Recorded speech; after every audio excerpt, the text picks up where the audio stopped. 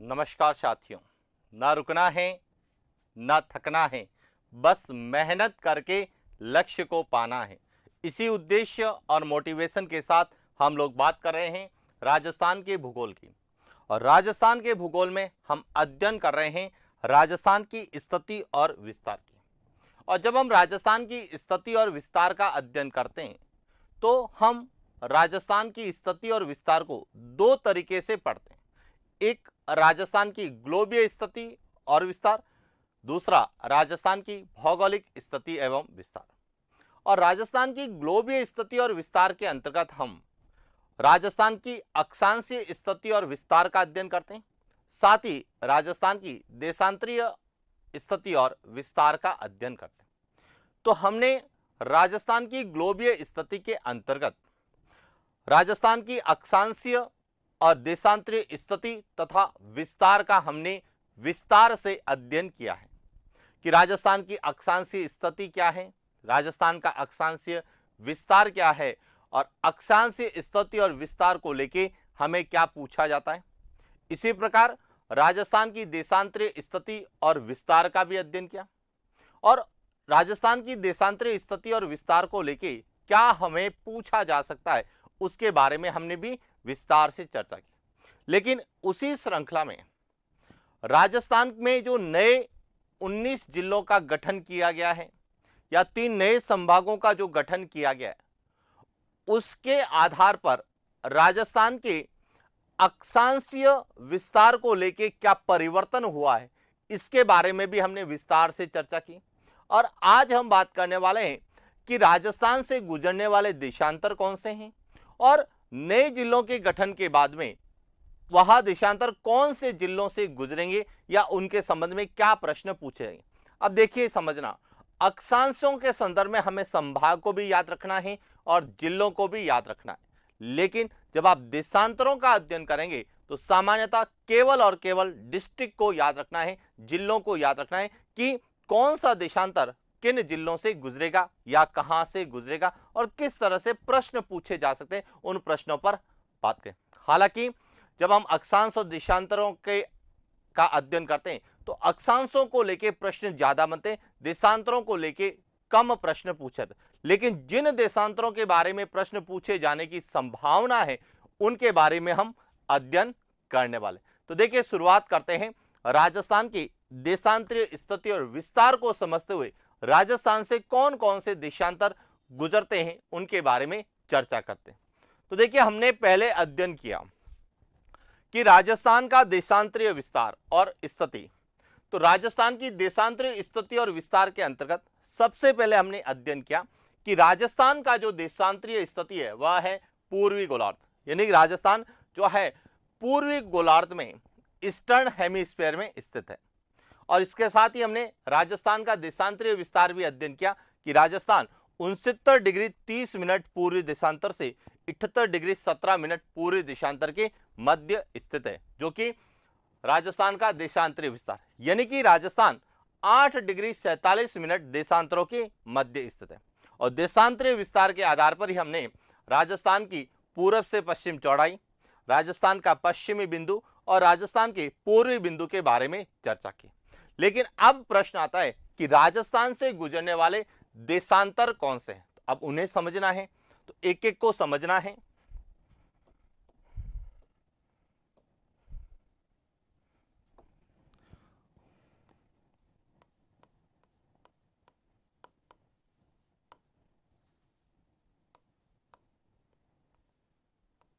राजस्थान की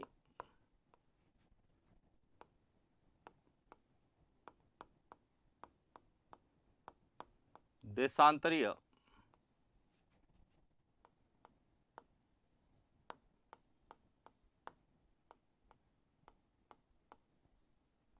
स्थिति एवं विस्तार, और हम अध्ययन कर रहे हैं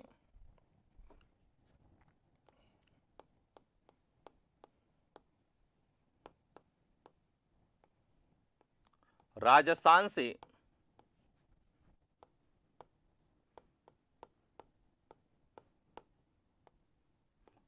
गुजरने वाले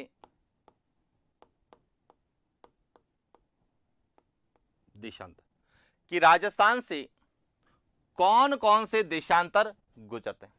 अब यहां से हम जब अध्ययन करते हैं तो सबसे पहले हमें यह क्लियर होना चाहिए कि राजस्थान का देशांतरीय विस्तार क्या है। तो राजस्थान जो है 69 डिग्री 30 मिनट पूर्वी देशांतर से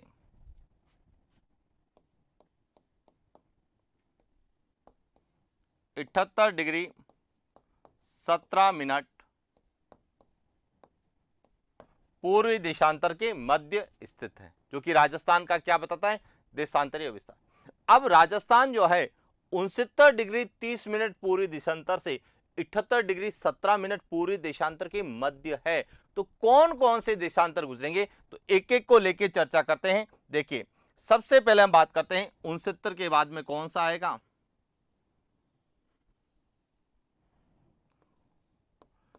70 डिग्री पूर्वी देशांतर।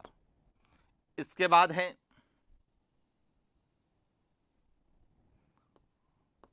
71 डिग्री पूर्वी देशांतर,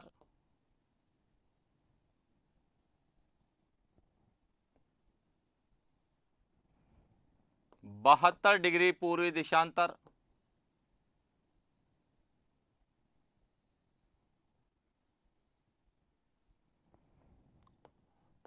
73 डिग्री पूर्वी देशांतर,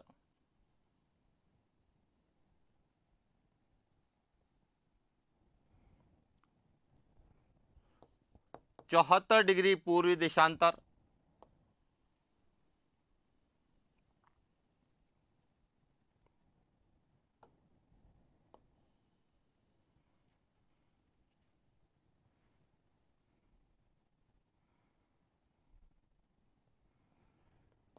75 डिग्री पूर्वी देशांतर,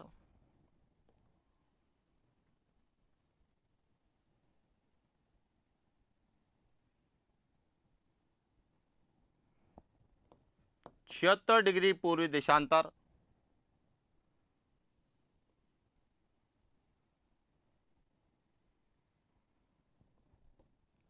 77 डिग्री पूर्वी देशांतर और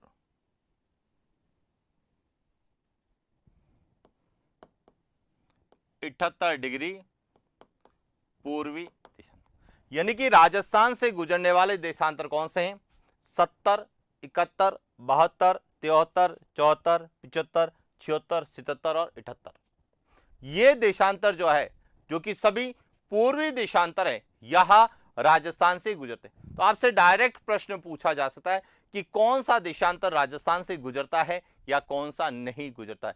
तो पहले भी राजस्थान से यही देशांतर गुजरते थे और जब नए जिलों का गठन हुआ तो राजस्थान से वही देशांतर गुजरते, बस चेंजिंग हुआ है। तो वह हुआ है कि जहां पहले 2 जिले होते थे तो वहां 3 हो गए, या जहां 3 थे तो वहां पर 4 हो गए। तो जिलों की संख्या में परिवर्तन हुआ है, देशांतरों में कोई परिवर्तन नहीं हुआ है। यही देशांतर पहले भी गुजरते थे। अब इसमें से कौन से देशांतर हमसे पहले पूछे जाते हैं, उन पर बात करते हैं। तो देखिए, यदि हम बात करें 70 डिग्री पूर्वी देशांतर,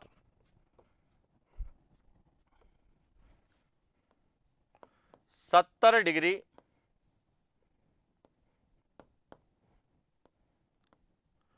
पूर्वी देशांतर।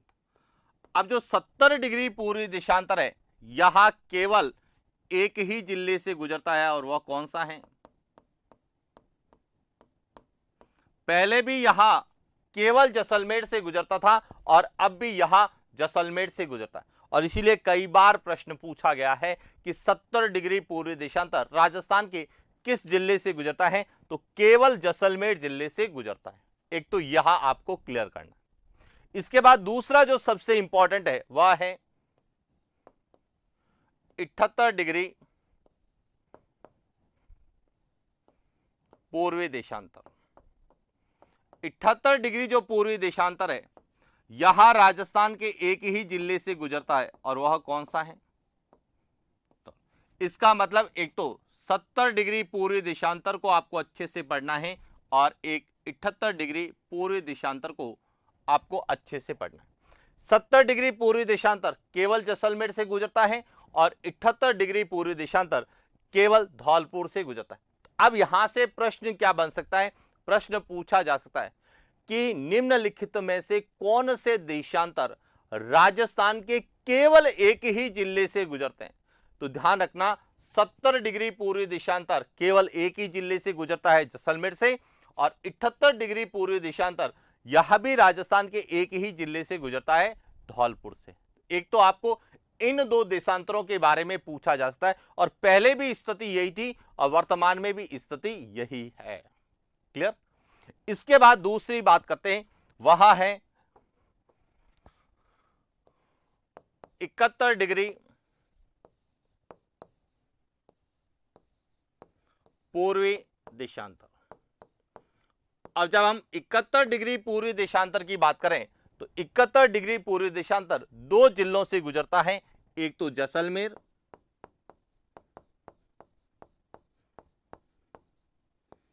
और दूसरा है बाड़मेर। पहले भी यह दो ही जिलों से गुजरता था, जैसलमेर और बाड़मेर से, और अब भी यह दो ही जिलों से गुजरता है, जैसलमेर और बाड़मेर। यानी कि 70 डिग्री पूर्वी देशांतर, 78 डिग्री पूर्वी देशांतर और 71 डिग्री पूर्वी देशांतर में कोई परिवर्तन नहीं हुआ है। Point clear. अब इसके बाद हम बात करते हैं 72 डिग्री पूर्वी देशांतर की। 72 डिग्री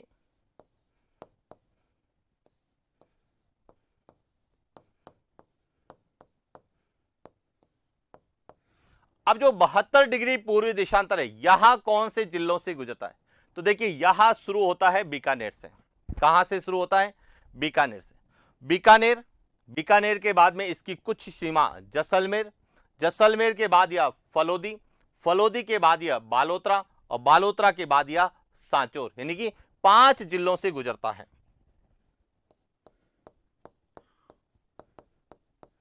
जैसलमेर,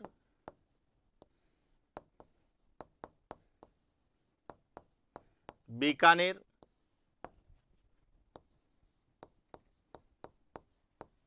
फलोदी, बालोतरा और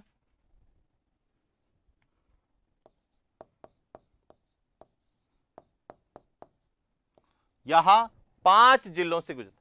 अब देखिए पहले भी यहां जैसलमेर, बीकानेर, फलोदी की जगह जोधपुर था, बालोतरा की जगह बाड़मेर था और सांचौर की जगह जालोर था। तो अब जोधपुर से जो नया जिला बना है फलोदी, बाड़मेर से जो नया जिला बना है बालोतरा और जालोर से जो नया जिला बना है सांचौर, अब वह 3 नए जिलों से गुजरता है। तो यह ध्यान रखना 72 पहले भी 5 जिलों से गुजरता था और अब भी 5 जिलों से गुजरता है। बस अंतर कितना हुआ कि पहले फलोदी की जगह जोधपुर था, बालोतरा की जगह बाड़मेर था, सांचौर की जगह जालोर था, और अब जोधपुर से फलोदी अलग हुआ है तो फलोदी से गुजरता है, बाड़मेर से बालोतरा अलग हुआ है तो बालोतरा से गुजरता है, और जालोर से सांचौर अलग हुआ है तो सांचौर से गुजरता है। तो इस तरह से एक तो ये 4 प्रमुख देशांतर है जिनको लेके परीक्षा में प्रश्न पूछे जाने की संभावना। क्या प्रश्न बन सकते हैं? देखिए ध्यान रखना, केवल जैसलमेर से गुजरने वाला, केवल एक ही जिले से गुजरने वाला है तो उसमें 2 याद रखना, 70 डिग्री पूर्वी देशांतर और 78 डिग्री पूर्वी देशांतर। पॉइंट क्लियर हो गया। अब एक और पॉइंट ध्यान रखना, 70 भी जैसलमेर से गुजरता है, 71 भी जैसलमेर से गुजरता है और 72 भी जैसलमेर से गुजरता है। तो आपसे एक और नई चीज इसमें ऐड कर लेगा, निम्नलिखित में से कौन सा देशांतर जैसलमेर से नहीं गुजरता है? तो यह ध्यान रखना, 70, 71 और 72 के अलावा कोई भी नाम आ जाए, 69, 69 भी लिख सकता है और 74 भी लिख सकता है, 73 भी लिख सकता है। इन 3 के अलावा कोई भी देशांतर जैसलमेर से नहीं गुजरता, यानी जैसलमेर से 3 देशांतर गुजरते हैं, 70 डिग्री पूर्वी देशांतर, 71 डिग्री पूर्वी देशांतर और 72 डिग्री पूर्वी देशांतर। तो इसलिए यह विशेष रूप से आपको ध्यान रखना है कि 3 देशांतर किस जिले से गुजरते हैं? तो जैसलमेर से गुजरते हैं। तो ये चारों देशांतरों को लेकर जो प्रश्न पूछे जा सकते हैं उनके बारे में हमने चर्चा की। अब इसके बाद जो अन्य देशांतर है उन पर भी बात करते हैं। तो देखिए इसके बाद आता है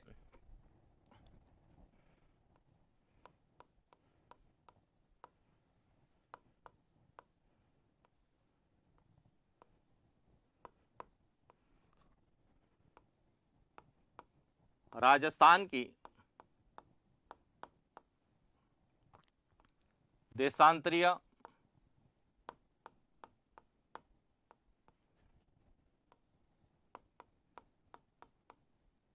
स्थिति और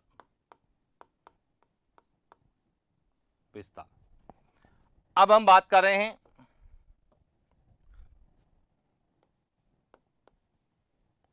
73 डिग्री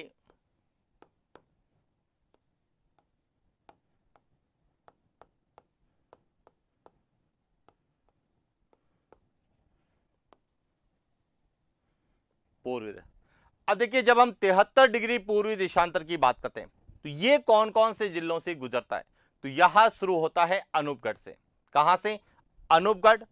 अनूपगढ़ के बाद में आएगा बीकानेर। बीकानेर के बाद में आएगा फलोदी। फलोदी के बाद में जोधपुर ग्रामीण। जोधपुर ग्रामीण के बाद में पाली। पाली के बाद में जालोर और जालोर के बाद में यह सिरोही जिलों से गुजरता है। यानी कि यह राजस्थान के 7 जिलों से गुजरता है। कौन कौन से हैं?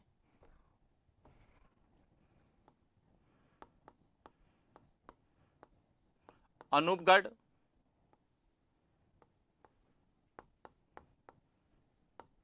बीकानेर, फलोदी,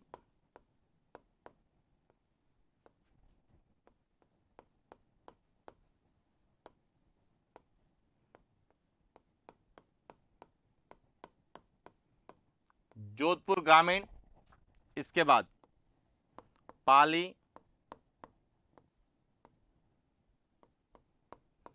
जालोर और सिरोही। यानी कि वर्तमान में यहां 7 जिलों से गुजरता। पहले यहां 6 जिलों से गुजरता था। अनूपगढ़ यानी कि श्रीगंगानगर, बीकानेर, फलोदी और जोधपुर ग्रामीण को मिला दिया था जोधपुर, पाली, सिरोही, जालोर। यानी कि यहां जो गंगानगर से अलग हुआ है अनूपगढ़ और जोधपुर से जो अलग हुआ है फलोदी, उन जिलों से भी यहां गुजरता है। तो अब यह कितने जिलों से गुजरता है? 7 जिलों से गुजरता है। और यदि हम संभागों की बात करें तो यहां 3 संभाग से गुजरेगा। बीकानेर संभाग, जोधपुर संभाग और पाली संभाग। पॉइंट क्लियर हो गया? तो यहां संभाग आप डिस्ट्रिक्ट के आधार पर कर सकते हैं। हालांकि संभागों को लेके या संभागों के विस्तार को लेके अक्षांश और देशांतर के संबंध में पूछने की संभावना कम होती है। लेकिन आपने यदि डिस्ट्रिक्ट को अच्छे से समझ लिया है और डिस्ट्रिक्ट को संभागों के साथ आपने जोड़ दिया है तो आपको यह भी क्लियर हो जाएगा कि कौन से संभागों से यहां गुजरेंगे। लेकिन डिस्ट्रिक्ट के बारे में पता होना चाहिए कि अनूपगढ़ जो गंगानगर और बीकानेर से मिलाकर एक नया जिला बना है, तो वहां से कौन सा गुजरता है? 73 डिग्री पूर्वी देशांतर। और इसी तरह से जोधपुर ग्रामीण, जोधपुर से जो है फलोदी अलग में हुआ है तो उससे 72 भी गुजरता है और 73 भी गुजरता है। क्लियर हो गया? इसके बाद आता है 74 डिग्री। 74 डिग्री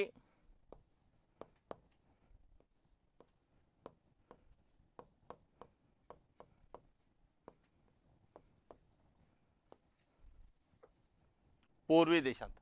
अब 74 डिग्री पूर्वी देशांतर यह राजस्थान के लगभग 8 जिलों से गुजरता है।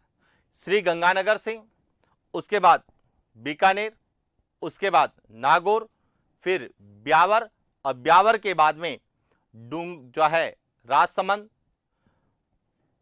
राजसमंद के बाद में उदयपुर, उदयपुर के बाद में सलुम्बर और सलुम्बर के बाद में यहां डूंगरपुर। तो अब समझना यहां से कि 74 डिग्री पूर्वी देशांतर कहां कहां से गुजरेगा। तो यहां श्री गंगानगर है, श्री गंगानगर के बाद में बीकानेर, बीकानेर के बाद में नागौर, नागौर के बाद ब्यावर, ब्यावर के बाद में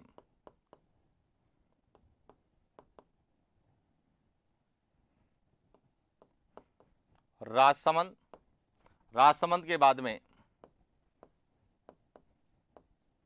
उदयपुर, उदयपुर के बाद में सलुम्बर और सलुम्बर के बाद में यह राजस्थान के 8 जिलों से गुजरता है। क्लियर हो गया? 1 2 3 4 5 6 7 और 8। इसके बाद आता है 75 डिग्री पूर्वी देशांतर।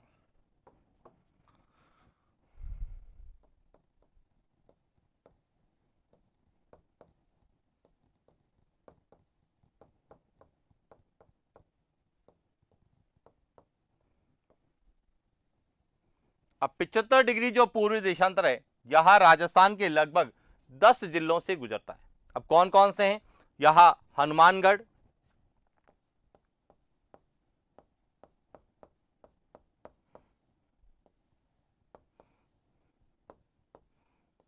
चूरू, सीकर, उसके बाद है डीडवाना, कुचामन,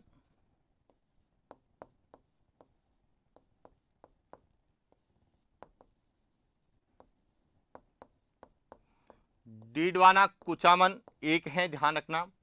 इसके बाद यह अजमेर से गुजरेगा, केकड़ी से गुजरेगा, अजमेर,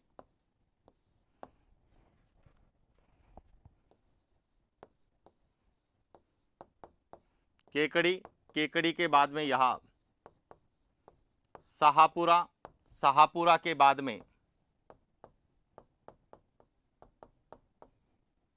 चित्तौड़गढ़, उसके बाद प्रतापगढ़ और उसके बाद बांसवाड़ा। तो इस तरह से पूर्वी देशांतर 75 डिग्री पूर्वी देशांतर राजस्थान के 10 जिलों से, यानी कि सर्वाधिक जिलों से गुजरने वाला देशांतर कौन सा है? तो वह है 75 डिग्री।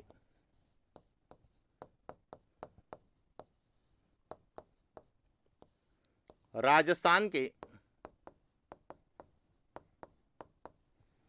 सर्वाधिक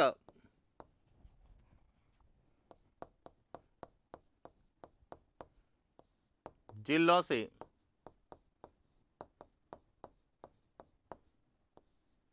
गुजरने वाला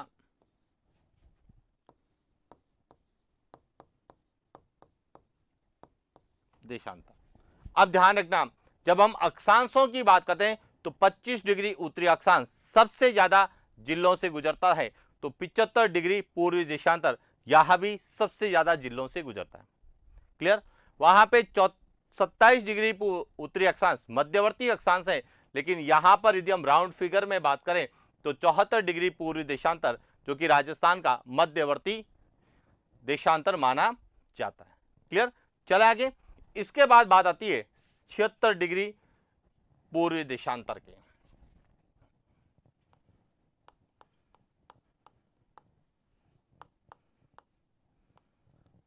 राजस्थान की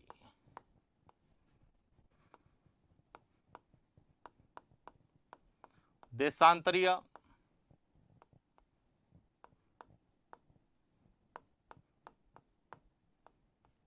स्थिति एवं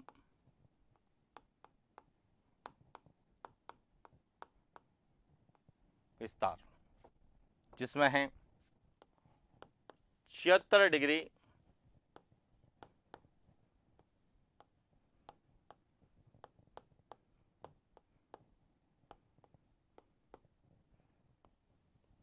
पूर्वी देशांतर। अब जो 76 डिग्री पूर्वी देशांतर है, यह राजस्थान के 8 जिलों से गुजरेगा। कौन कौन से? देखिए, यह राजस्थान के झुंझुनू जिले से शुरू होगा, झुंझुनू, झुंझुनू के बाद में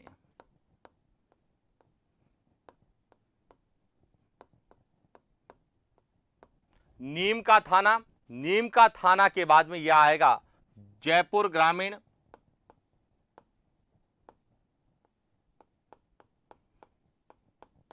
जयपुर ग्रामीण के बाद में यहां जयपुर या जयपुर शहर यहां से गुजरेगा। उसके बाद यहां टोंक, बूंदी, कोटा और झालावाड़। अब यहां पे जो सबसे इंपॉर्टेंट है समझने की वो है, हाड़ौती के पठार में या कोटा संभाग में किसी तरह का परिवर्तन नहीं हुआ है। कोटा संभाग में पहले वही 4 जिले थे, वर्तमान में भी वही 4 जिले। अब उसमें से 76 डिग्री पूर्वी देशांतर यह बूंदी, कोटा और झालावाड़ 3 जिलों से गुजरता है। तो किस जिले से नहीं गुजरेगा? 12 जिले से नहीं गुजरेगा। यह भी इंपॉर्टेंट है, ध्यान रखना। 76 डिग्री पूर्वी देशांतर कि कोटा संभाग के किस जिले से नहीं गुजरता है? तो 12 जिले से नहीं गुजरता। इसी प्रकार जब हमने अक्षांशों की बात की थी तो जो 25 डिग्री उत्तरी अक्षांश है वह कोटा संभाग के झालावाड़ जिले से नहीं गुजरता है, वह बूंदी, कोटा और बारां से गुजरता है। तो देशांतर में ध्यान रखना, बूंदी, कोटा और झालावाड़ यह तीनों जो है 76 डिग्री पूर्वी देशांतर पर स्थित है, यानी 76 डिग्री पूर्वी देशांतर इन 3 जिलों से गुजरता है, लेकिन 12 जिले से नहीं गुजरता है। और इसके बाद एक और है, वह है 77 डिग्री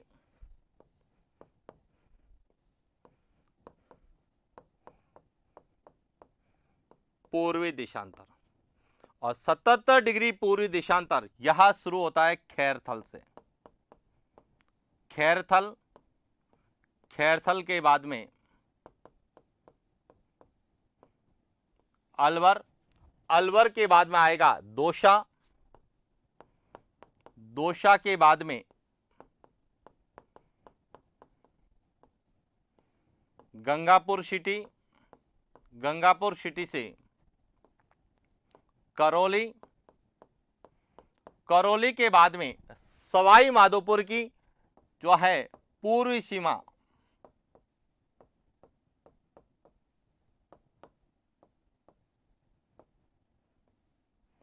उसके बाद है 12 और उसके बाद है, तो इस तरह से 77 डिग्री पूर्वी देशांतर भी 8 जिलों से गुजरता है। और 78 के बारे में हमने पहले भी चर्चा कर रखी है कि 78 डिग्री पूर्वी देशांतर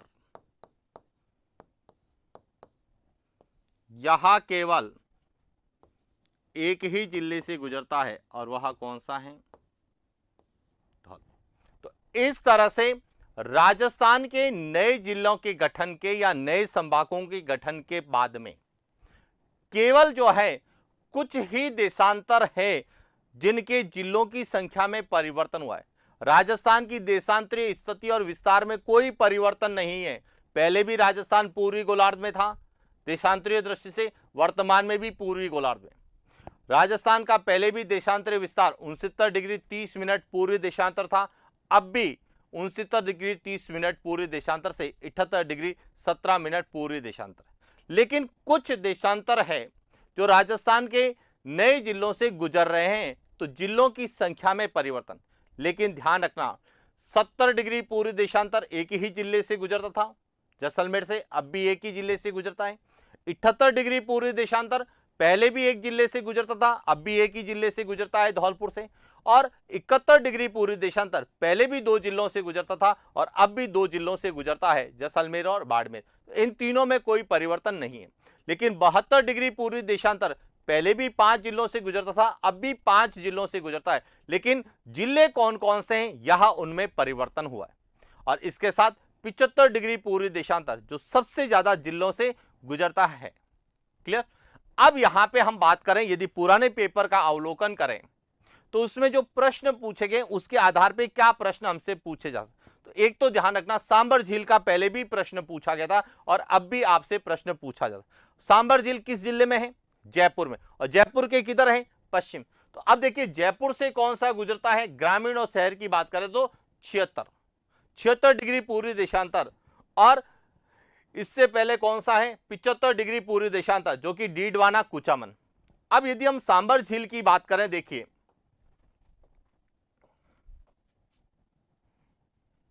यहां जो सांबर झील राजस्थान की सबसे बड़ी और भारत की सर्वाधिक नमक उत्पादक आंतरिक खारे पानी की झील है, यह है सांबर झील।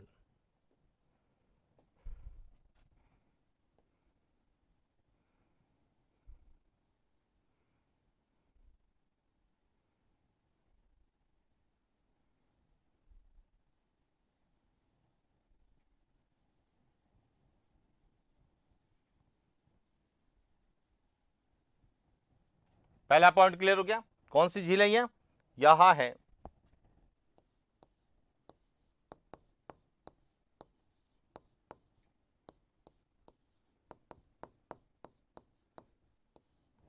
सांबर झील।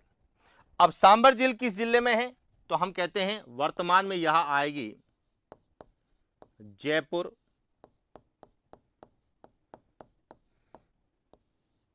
ग्रामीण में आएगी। किसमें आएगी, जयपुर ग्रामीण। अब देखिए जयपुर ग्रामीण से कौन सा गुजरता है, तो यहां से जो देशांतर गुजरता है वह है 76 डिग्री पूर्वी देशांतर, और डीडवाना नागौर से जो गुजरता है वह है, क्योंकि यहां पर है डीडवाना कुचामन,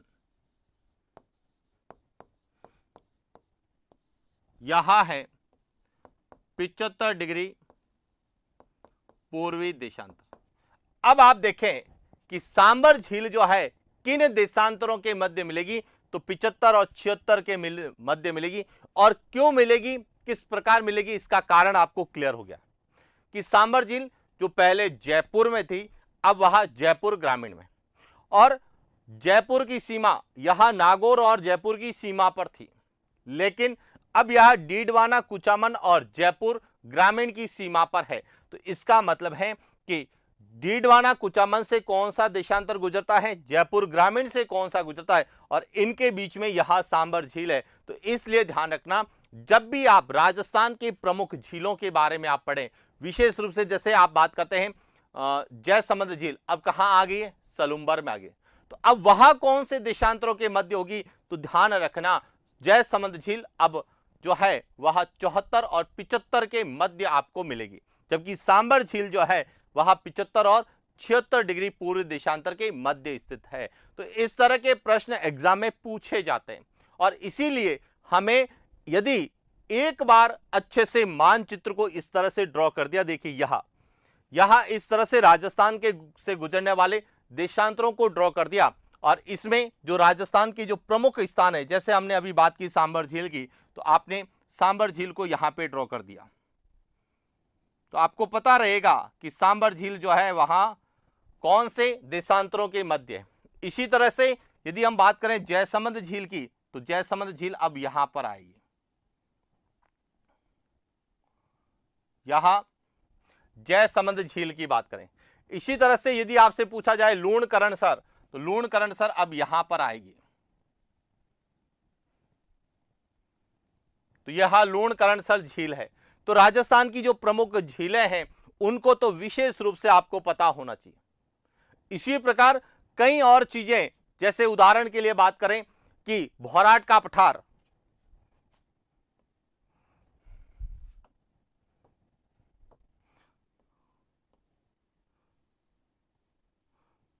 यह भौराट का पठार है, तो यह कौन से देशांतरों के मध्य होगा, तो 75 और 76 के मध्य होगा। क्लियर हो गया क्या? तो इस तरह से राजस्थान के जो प्रमुख पठार हैं, राजस्थान की प्रमुख जो है झीलें हैं, या राजस्थान का कोई भी चर्चित क्षेत्र है वह कौन से। अब देखिए केवलादेव घना पक्षी विहार, केवलादेव घना पक्षी विहार कहां मिलेगा आपको, यहां पर मिलेगा।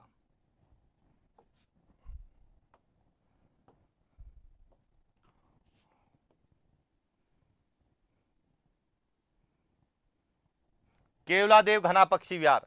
यदि आपसे पूछा जाए रणथंबोर, रणथंबोर आपको यहां पर मिलेगा। मुकुंदरा हिल्स आपको यहां पर मिलेगा। रामगढ़ विषधरी आपको यहां पर मिलेगा। तो यहां राजस्थान के जो राष्ट्रीय उद्यान है, यहां कौन से देशांतरों के मध्य आ रहे हैं, तो यह भी आपको क्लियर होना चाहिए। अक्षांशों के दृष्टिकोण से भी पता होना चाहिए और देशांतरों के दृष्टिकोण से भी पता होना चाहिए, क्योंकि कई बार जब भी कोई परिवर्तन होता है तो विद्यार्थी जो है केवल जिले याद करके जाता है, डिस्ट्रिक्ट याद करके जाता है, संभाग याद करके। हाँ, हमें जिले भी पता होने चाहिए, संभाग भी पता होने चाहिए, लेकिन उन संभागों की क्या स्थिति है, और इसीलिए हमने राजस्थान की देशांतरीय स्थिति और विस्तार जिसमें परिवर्तन नहीं हुआ है उसको हमने बिल्कुल अलग से पढ़ा है, और जिसमें परिवर्तन देखने को मिला है हमने इसको अलग से पढ़ा है। और यदि राजस्थान का स्टैंडर्ड मानचित्र यदि आ जाता है और राजस्थान के अक्षांश और देशांतरी विस्तार एकदम क्लेरिफाई राजस्थान के मानचित्र में होते हैं और उसमें कुछ भी जो हमने अभी पढ़ा है इसके अलावा कोई भी परिवर्तन देखने को यदि होता है या परिवर्तन होता है या कोई भी बदलाव देखने को मिलता है तो हम उसके अनुसार भी अपनी क्लास को अपडेट करेंगे और उस मानचित्र को पूरा आपको समझाने की कोशिश करेंगे कि क्या हमारे प्रश्न बन सकते हैं, क्योंकि हमने यह जो सीरीज चलाई है यह राजस्थान के नए जिलों के अनुसार है। पूरा जो है आपको नया पढ़ाया जाएगा, नए तरीके से पढ़ाया जाएगा।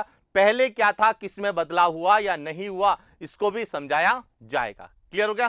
तो यह था राजस्थान का देशांतरीय विस्तार और राजस्थान की देशांतरीय स्थिति, जिसमें क्या क्या या कौन कौन से देशांतर राजस्थान से गुजरते हैं और किस तरह से हमें प्रश्न पूछे जा सकते हैं, उनके बारे में हमने चर्चा की है। तो यह था आज का हमारा सेशन। आज के लिए इतना ही, मिलते हैं नेक्स्ट क्लास। Thank you.